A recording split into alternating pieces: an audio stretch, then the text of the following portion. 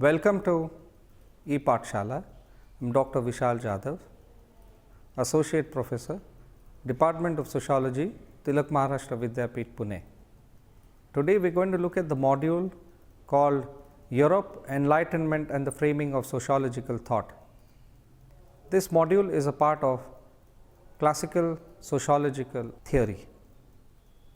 In this module, we will be looking at how the whole history of science and rationality emerged in Europe, how the Renaissance period and how the value systems changed in so-called modern Europe.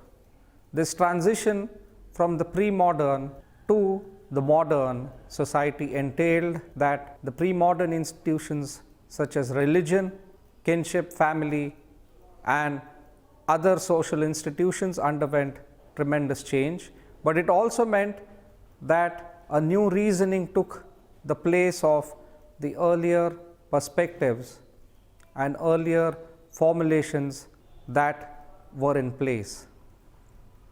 Now, science became the way of understanding society. As Descartes puts it, cogito ergo sum, that is, we think, therefore we are, and from here on, science begins to be the methodology of understanding social reality. In doing this, this module attempts to also understand how sociology as a science emerged in Europe.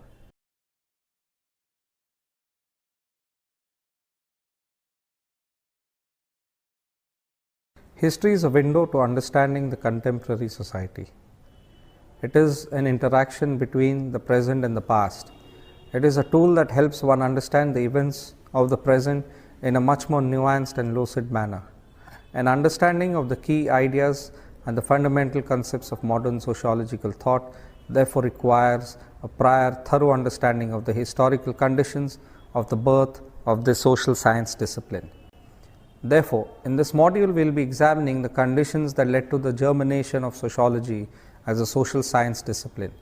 We will be attempting to answer a whole bunch of questions as to what were the key social and political situations that set in motion the ideas which inspired some of the classical thinkers of sociology. Who were the leading thinkers of that time? Which brand of dominant intellectuals' tendencies of that time did they subscribe to? We will be examining the impact of Enlightenment on modern European thought. At the same time, we would also be looking at the role played by Industrial Revolution and the French Revolution in shaping the undercurrents of sociological thought.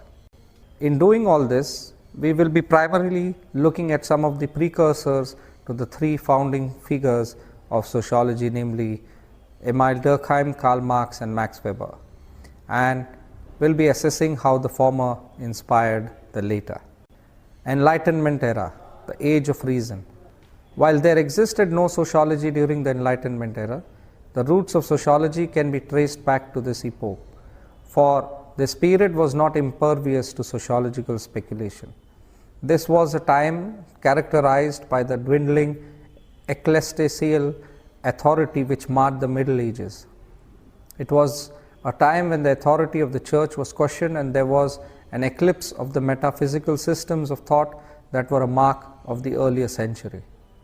Philosophers and scientists became in this century the modern priests, and science was the universal faith, the new religion. This was a time of a critical bent of mind, a bent which was open to discovery and which was cherished the importance of statements corroborated by empirical evidences. Such a form of understanding resulted in the questioning of the prevalent notions and rung in an era characterized by questioning of belief. Such a practice was often adopted for some of the ideas advocated by the church. Therefore, it is hardly a surprise that these thinkers waged a persistent war against superstition and bigotry in their efforts to secularize ethics. The first in the series of attacks on Christian thought of the medieval era can be traced back to the publication of On the Revolution of the Celestial Orbs in 1543 by Copernicus. What is particularly striking about this work is the dethronement of the earth from its position at the center of the universe. This heliocentric theory debunked the prevalent notion that it was the earth which enjoyed its position at the center of the universe and conferred this position on the sun. The discovery was also made about the motion of the earth, a diurnal rotation accompanied by an annual revolution around the sun. Since such a view was not in tandem with the priestly view, which assigned an important role to man in this cosmic universe, there was a delay in the publication of this text.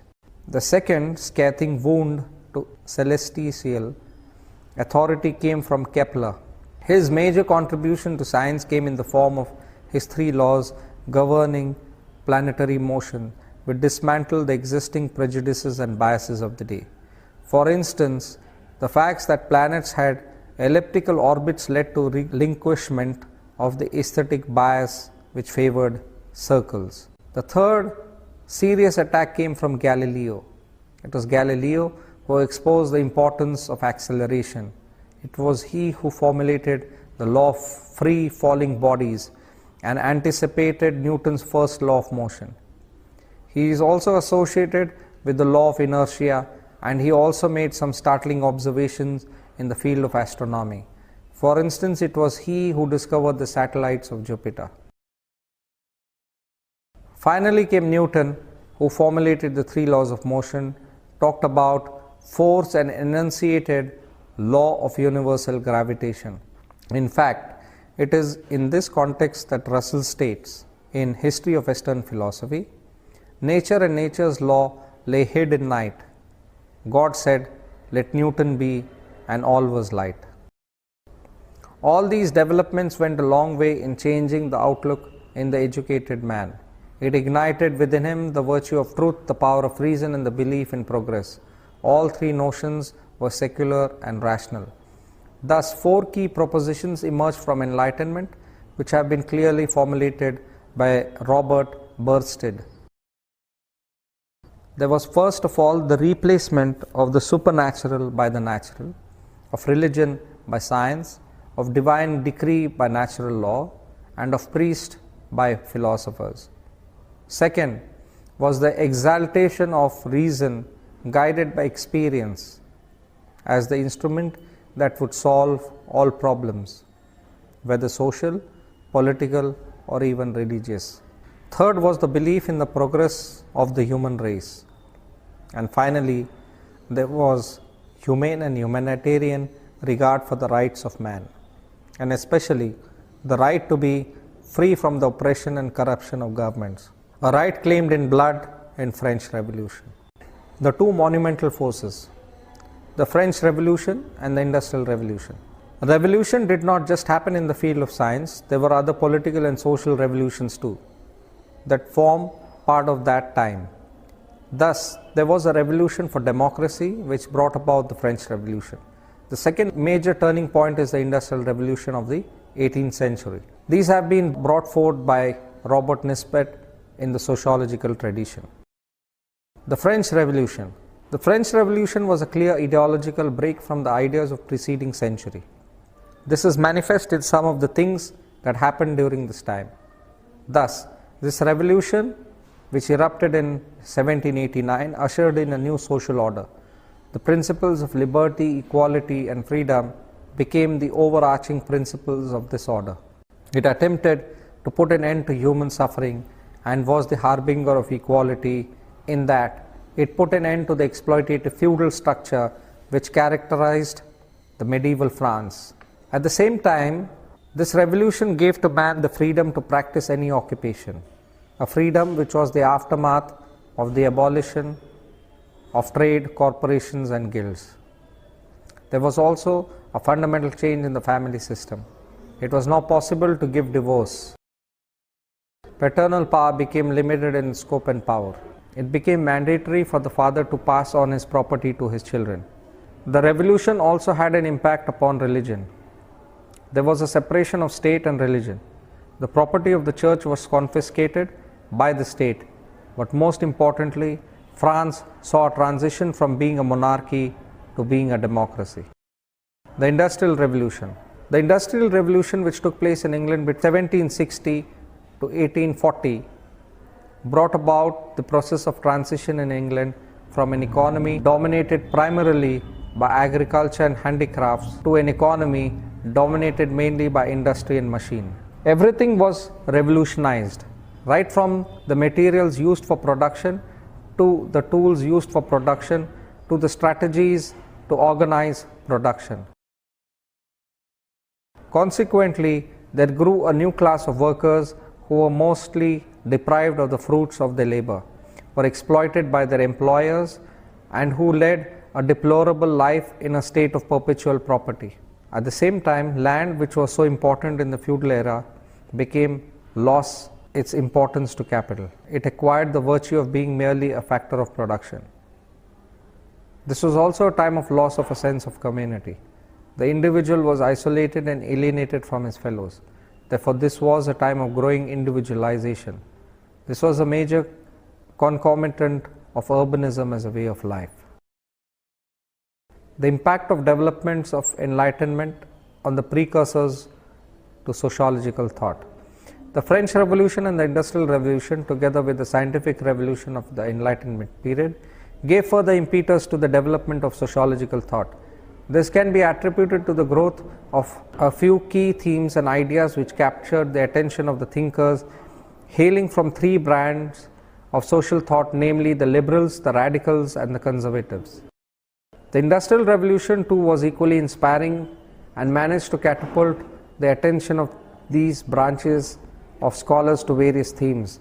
Thus, for instance, the appalling condition in which the working class found itself indubitably interested the radicals and the conservatives. Scholars like Bonnard, Hegel, and Marx commented about the weakening of the roots of traditional structures and institutions such as the village, the guild, and the family. Marx became, in this schema, the prophet of the view concerning the ills of capitalist society and offered a detailed description in his Communist Manifesto of the change that were entailed by the onset of capitalism, how it shook the existing social structure and social relations under its sway. The conservatives and radicals were also similar in that they noted how technology and factory system combined to entail a change in the relations between man and women, and how they posed a threat to the traditional family. But this unity in the conservative and radical views ceased to exist when it came to the matters of property. While the conservatives saw in property the remnants of a tradition characterized by family, the church, and the state, the radicals advocated the abolition of private property. Interestingly though, the conservatives and the radicals alike had distaste for large-scale industrial property. The affinity between these two schools of thought also extended to the distrust that they had towards industrial capital. However, unlike the conservatives, for whom it was the very character of this kind of capital to produce alienation, for the radicals it was the prerequisite to the development of socialism. The city of Manchester became the archetype of the emerging reactions from these two schools to the new industrial order. Both conservatives and radicals loathed urbanism. However, such abhorrence on the part of the radicals was only half-hearted, so much so that it is urban in its mentality. Thus, for thinkers like Marx, the advent of urbanism was one of the blessings of capitalism. Empowered with this basic understanding, the time is ripe to look at the works of some of the precursors to sociological thought. Montesquieu, who is famous as being the subject of Durkheim's doctoral theses, is a French thinker. Individual, according to him, is merely an instrument of the general movement. His interests in laws, family, marriage, suicide, manners, climate, religion, human relations, and so forth had a sociological character. Furthermore, he utilized comparative method to study various social institutions. Edmund Burke was a seminal figure of the conservative tradition who believed that if French Revolution was allowed to blossom fully, it could destroy the whole of Europe. He offered a historical and organic conception of society. His view on the state and nation became an inspiration for Hegel, who attempted to bring together conservative concept of historical development with Enlightenment's plea for reason. Immanuel Kant, in Critique of Pure Reason, comes up with transcendental philosophy. In his work, he distinguishes between a priori cognition, which are independent of experience, and posterior cognitions, which derive from experience.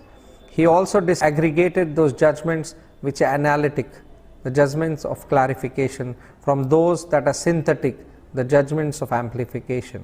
He thus formulates transcendental philosophy, or the philosophy of speculative reason. These ideas influenced Max Weber, who hails from the Neo-Kantian tradition. Jacques Rousseau is associated with Romanticism. His work touched upon the themes of education, forms of inequality, physical and moral, and entertainment. His concept of the general will bears a close resemblance with Durkheim's conscience collective. René Descartes had a crucial role in shaping the rational philosophy. Descartes, in his Meditations on First Philosophy, comes up with his method of Cartesian doubt. He doubts everything, even his own very existence. He also argues that there exists a difference between the mind and the body. He concludes that it is our senses that deceive us, and therefore we should only trust a mind if we are to liberate ourselves from biases and prejudices. Thus, we can see in Cartesian philosophy the seeds of some of the ideas, such as the need to emancipate one from prejudices, which forms the crux of positive thought. Another thinker who inspired the scientific method was John Locke. He was of the opinion that at the time of the birth, the mind is a blank slate, or tabula rasa. It is only through experience that ideas enter our mind. Thus, this idea formed the pillar of empirical methods. These ideas were taken one step further by David Hume, making an analytical distinction between impression and ideas. Hume urged that it is the impressions derived from experiences which precede our ideas. Adam Ferguson was of the opinion that the study of mankind is essentially the study of groups. Further, the study of society must be independent of conjectures and speculations. It should rely instead on observations. He identified three stages of social change: savage, barbarous, and polished. In this context, he also identified the pros and cons of division of labor. He was not a big fan of organic analogy. He argued that conflict is useful and, in fact, a social necessity. For Louis de Bonald, all forms of knowledge are social products. Like Descartes, ideas for him are innate, but they are embedded in society and not the agency. Instead of the concept of the man being a natural being, he propagated the view of man being a social creature, who is observed into the society by the acquisition of its culture. Like Durkheim, he wanted to demonstrate how society had divine origins. He believed in the institutions of family, church, and the state. Furthermore, he adopted a critical stance about the bourgeoisie industrial society. Like Bonald, Joseph de Maistre offered a polemic on enlightenment. He too believed that man was a social being. It is hence hardly a surprise that Joseph was perturbed by Rousseau's immoral character of man's natural life. He believed that the various aspects of culture fulfilled social functions. Saint Simon, along with Comte, is regarded as the official founder of sociology. In fact, both the writers were influenced by de Bonald. He is sometimes also regarded as the founder of socialism. According to him, it was the universal acceptance of religion which led to the stability of the medieval era. He took upon himself the task of studying the new social order in which science supplanted religion. This was also to be the subject matter of his social physiology. He believed that albeit the new elements of this social order may be conflicting, they are the different parts of the whole. Auguste Comte famously gave his law of three stages about the progress of society, from the theological stage to the metaphysical stage to the positive stage. He believed that his social physics would establish order out of chaos. Unlike other conservatives, Comte was not at all critical of enlightenment. This explains why he thought that social dynamics owes as much to enlightenment thinkers as social statics owes to post-revolutionary conservatives. With him, we see the advent of proper sociology, enlightenment and classical sociology. The spark of sociological thought was ignited by the Enlightenment era, the age of reason, which through the scientific revolution that is set forth led to many startling revelations by the likes of Copernicus and Newton. A domino effect of this was the shattering of various prejudices and the weakening of the authority of church. However, these changes were not just confined to the domain of science.